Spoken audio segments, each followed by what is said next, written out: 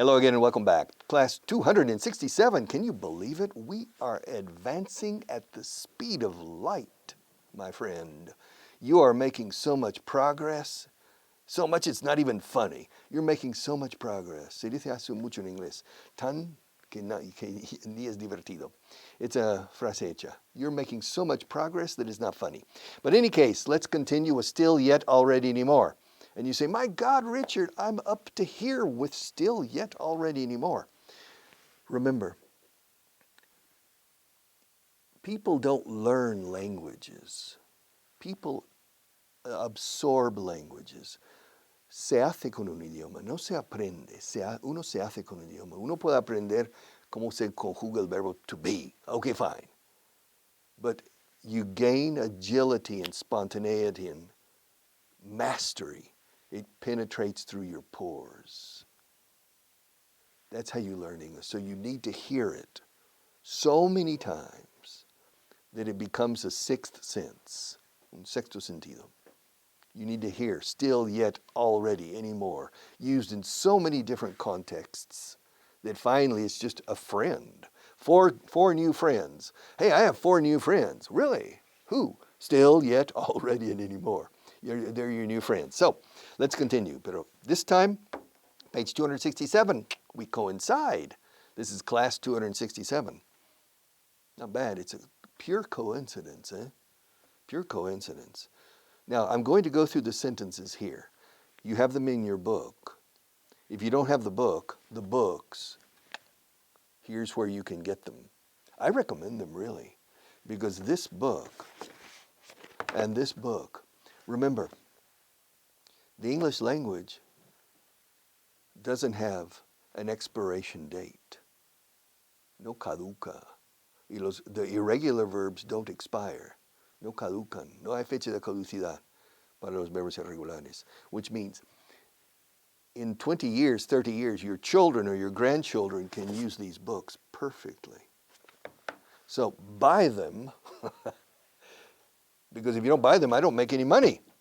Yeah, I give this class for free, which is okay. I don't mind working for free. But I prefer to earn a little bit of money along the way. Del camino, yeah, along the way. But in any case, no, buy the books because these are the best books. With these 3 books, you don't need to buy anything else for the rest of your life for English. Really. With these 3 books, you have everything you need. And it has the audio that goes with it. For these 2, there's audio. So I would recommend you get the books, either for yourself or for future generations, because people in the next generation will need to learn English as well. All right, let's go. We're on page 267 in the middle. All right. ¿Ha empezado ya la clase? Copien lo que yo he dicho, what I said yesterday. Has the class started yet? No, la clase no ha empezado todavía. No, the class hasn't started yet. Fíjate, ya en una frase y todavía en el otro, but in English, yet. ¿Ha empezado ya la clase? Has the class started yet? No, the class hasn't started yet. Sí, la clase ya ha empezado. Yes, the class has already started. Already goes between the auxiliary verb and the main verb. The class has, ya empezado, has already. Fíjate, ya significa already o yet. ¿Ha empezado ya? Has the class started yet? Sí, ya ha empezado. Yes, it has already started. No, no estamos, ¿qué dice aquí? Ya no estamos esperando que empiece. We're not waiting for it to begin yet. We're not waiting for it to start yet. It's a strange sentence. Ya ha empezado el cuadro, pero no lo he terminado todavía. Yes. You see this picture? I drew it myself on a Barghini. Now, I haven't finished yet. Yes. You see, I made a mistake in this picture. Anna has a mole. On this picture, she has a mole right here. It's a mistake because it's over here. So I need to change the mole. Can you see it? Yeah? All right. I need to change the mole to the other cheek. She has two cheeks. Yes. And so I'll change. So I haven't finished this drawing yet. I haven't finished this picture yet. I'm still working on it. All right. So, todavía estoy trabajando en ello. I haven't finished with it yet. More things. Siguen jugando al ajedrez. They're still playing chess. They haven't finished the chess match yet. Remember, a match is between two people. A game is between teams. Although the British say football match, the Americans never. They say football game, soccer game. But we say tennis match, chess match, etc. When you're two people playing. Match means casar. My shirt matches my trousers in color. Yes, to match. For example, Luigi Barghini. Does his tie match his suit? Yeah. He's wearing a gray shirt, a dark suit, and a reddish, rojizo, tie. And they match.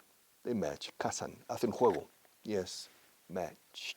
Okay, so they're still playing a chess match, the two people. They haven't finished the match yet. However, they have already started. All right, but they haven't started the second part of the match yet. More things. Todavía eres amigo mío. Are you still a friend of mine? Yes, yes. You're still a friend of mine, are you? You're not a friend of mine anymore? Darling, do you still love me? Of course, darling. Of course I still love you.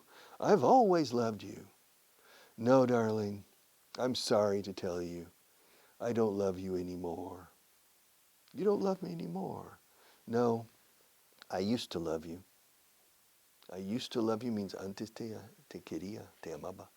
But I don't love you anymore. Yes, I've already found another man or another woman. I've already found another. Yes, so I'm not interested in you anymore. Yes, but darling, last year you told me that you would love me forever. You said, I will love you forever. Well, that was last year.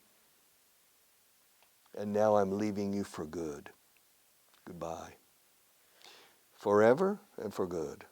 Both of these terms in Spanish is para siempre. Te amaré para siempre. Para siempre sentido de hasta la eternidad is forever. Te voy a dejar para siempre means definitivamente. Para siempre sentido de definitivamente is for good, not forever. Never, we don't say for good. Curiosa expresión, por bueno, para bueno, for good.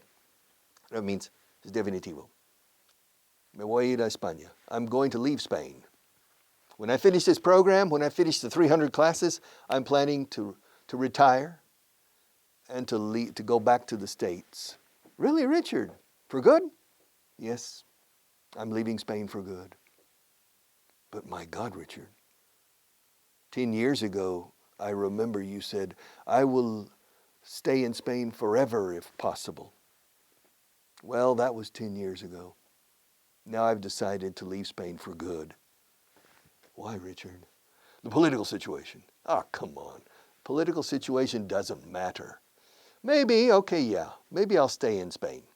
Maybe I'll stay. I haven't decided yet. I'm still turning the idea over in my head. I'm still thinking about it. I'm still meditating on the possibility. I'm still thinking about it, and I haven't decided yet. I haven't made a decision yet. I haven't made up my mind yet. I'm still thinking it over. Thinking it over? You said thinking about it. Oh, well, both are correct. Well, Richard, what's the difference between think about and think over? Don't worry about it. But Richard, I need to know. I need to know when to use think about it with it after about And when do you use think it over with it in the middle? Really? Do you really need to know? I have an idea. What? Use think about. Forget think it over. But I need to know that too. No, you don't. You need to understand it. But you don't need to know the nuance of difference. The what? The nuance. What does nuance mean? Nuance is a French word incorporated 2 centuries ago into English. It means matiz, los matices, the nuances, the nuance. Don't worry about it. But I need to know. No, you don't. You need to understand, think it over. But you don't need to, you can use think about perfectly all the time. Well, there must be a case where you use one or the other. All right, if you insist. To think about is just to turn an idea, you turn it over, you turn it over. I'm turning the book over. I'm turning the book around. Now I'm turning the book over. Now I'm turning the book around. So to turn over is with an omelet. A Spanish omelet, if you turn a Spanish omelet around, it's a waste of time. There's a critical moment making a Spanish omelet when you need to turn it over at just the right moment. Now to turn over ideas in your head, we say to think about. Now to think over is usually 2 things, this or this. I'm thinking it over. Probably in Spanish, for to think about, I would say, estoy pensándolo, pensando en ello o pensándolo, dándole vueltas. But to think it over, diría, lo estoy sopesando. Maybe sopesar. But you don't use sopesar very often. Yo sopeso a diario, las cosas. You don't hear it very often. But think it over. Now, I remember a friend of mine, many, many years ago, university friend, David Reed. I remember his name, David Reed. Now, David Reed was tight-fisted, stingy. Yeah, tight is apretado. Yes, tight. It's very tight. Tight. Now, fist is puño de puñetazo. Puño de camisa, remember from yesterday's cuff. Fist. Fist. Tight, apretado, puño. Tight-fisted. Left-handed, right-handed, open-minded, tight-fisted. Adjetivo, sustantivo adjetivizado, decimos en inglés. Suena bien. Tight-fisted. Tight or tight-fisted or stingy means rácano, roñoso, agarrado. Now, David Reed was a friend of mine in the university. He was very tight-fisted with money. He was very, very careful with money. Once, in downtown Dallas, Texas, a man stopped him with a gun. And he said, "Your money or your life?" And David Reed was standing there and didn't respond. And after about 5 seconds, the man said, "Come on, what's the problem?" "Wait, I'm thinking it over." Okay. In this case, he said thinking it over because it was only 2 decisions, his money or his life. And it was a dilemma for him, which was more important for David Reed. Now, David told me that story. I'm not sure it's true. What do you think? Do you think it's a true story? Think it over.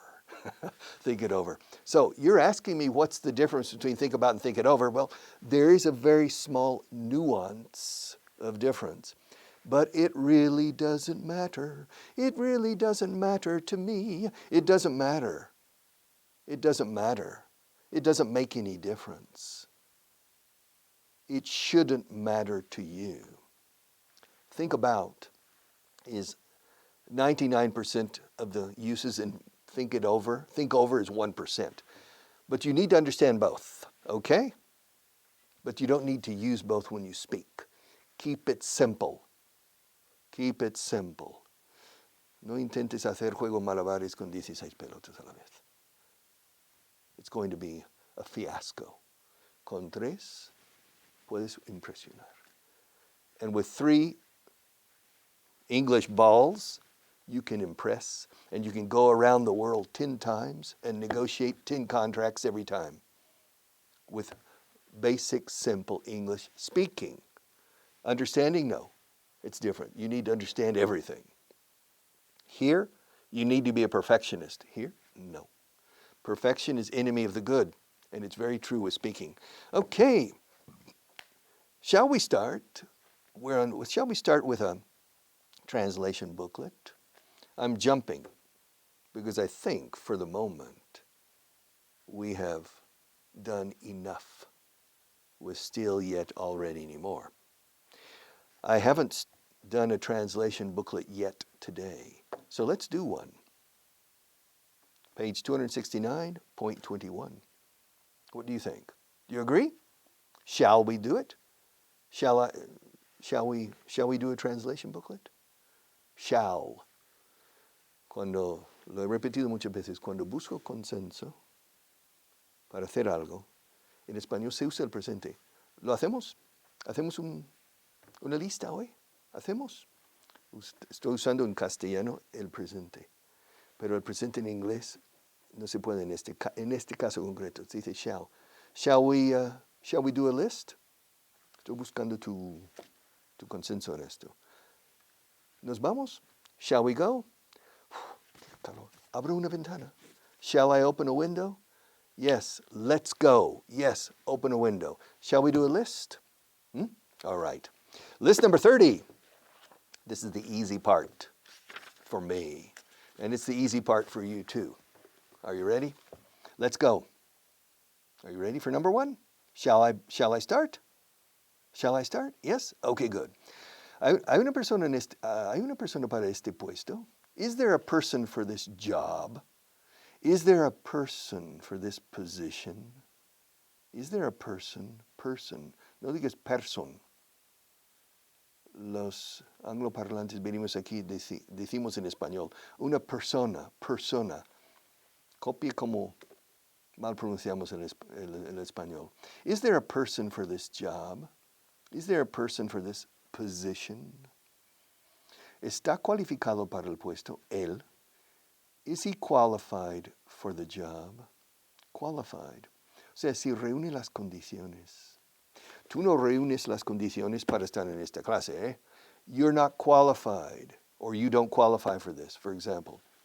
¿Está él cualificado para el puesto? Is he qualified for the job? Is he qualified for the job? Hay una razón para todo. There's a reason for everything. Yes, even there's a reason for learning English, and there's a reason for buying the books. There's a reason for everything. There's a reason I'm here.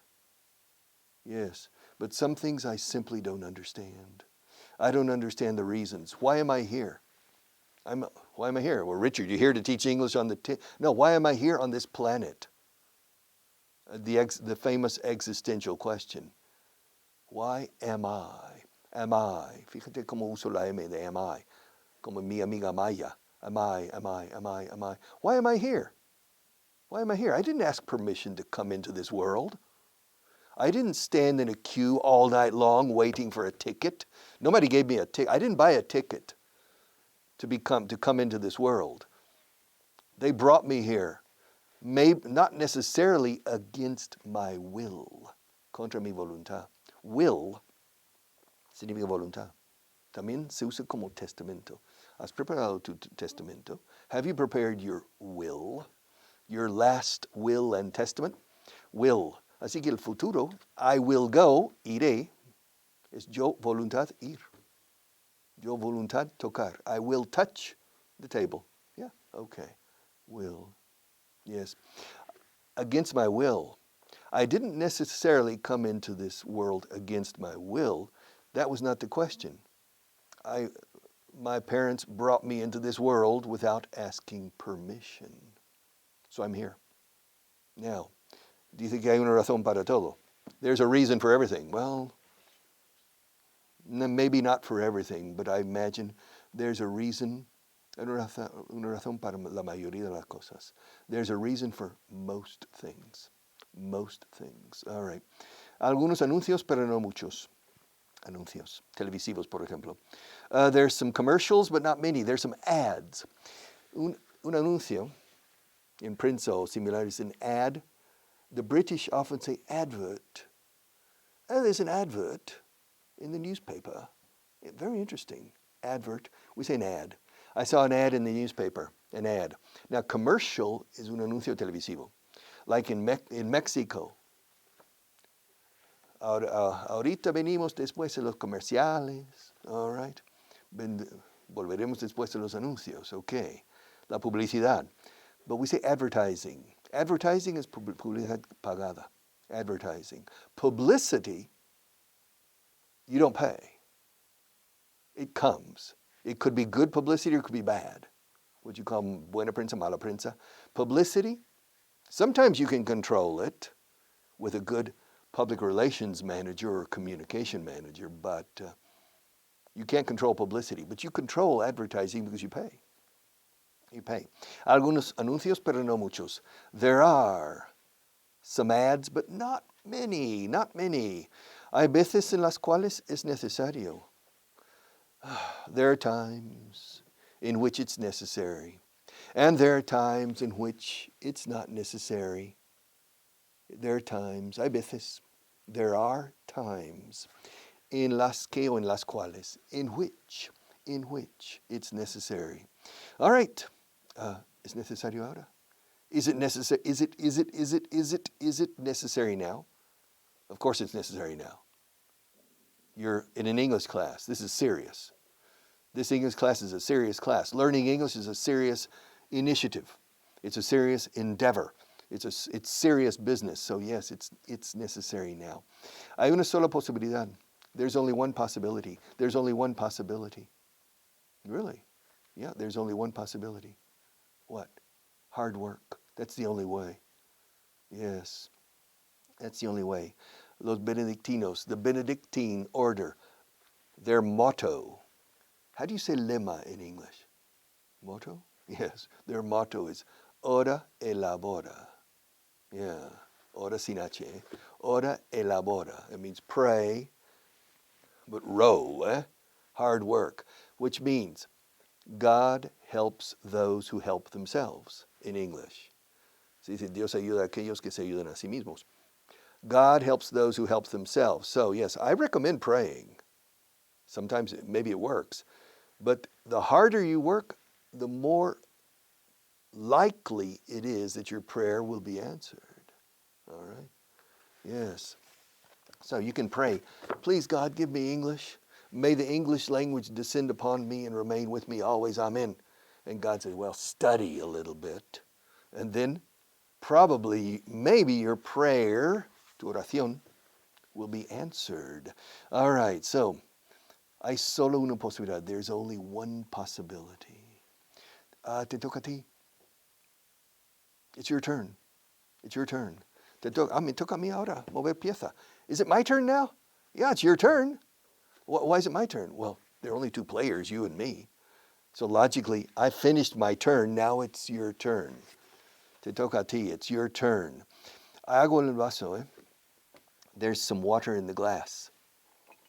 There's some water, well, there are some pencils in the cup. Now there aren't any pencils in the cup.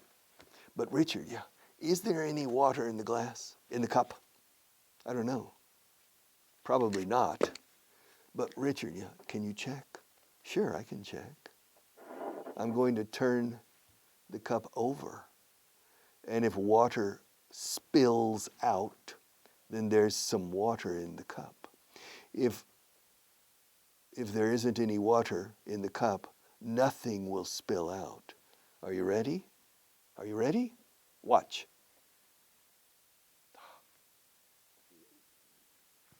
There's no water in the cup. Fíjate, there is no water. There's no water in the cup, or there isn't any water in the cup. Yes. He dicho watch. First, look at me. Look at the cup. Look at the cup. Look at it. Don't look at me. Look at the cup. Okay. Now watch. Remember, the difference between to look at and to watch, I'm putting the pencils back in the cup. the difference. Remember the park. El parque y la mamá y su niño. The mother is sitting on a bench in the park and she's knitting, haciendo punto, knitting, con K mudo al principio, she's knitting. Her little boy is playing in the park, but the mother, from time to time, looks up to check, but she continues knitting, and the little boy goes up the slide, el tobogán, and the mother's knitting. The little boy says, "Mommy, mommy, mommy, look, look, look, look." And she looks. When the little boy sees the mother looking, then he changes the verb from look to watch. Watch! And he goes down. So the mother watches him. That's the difference between look and watch. You look at something which is usually inanimate. I'm looking at the camera. It's impossible for me to watch the camera because the camera is not dancing. If you go to a museum, it's impossible to watch Goya or Velázquez in the Prado Museum. But I'll come back with more of this tomorrow.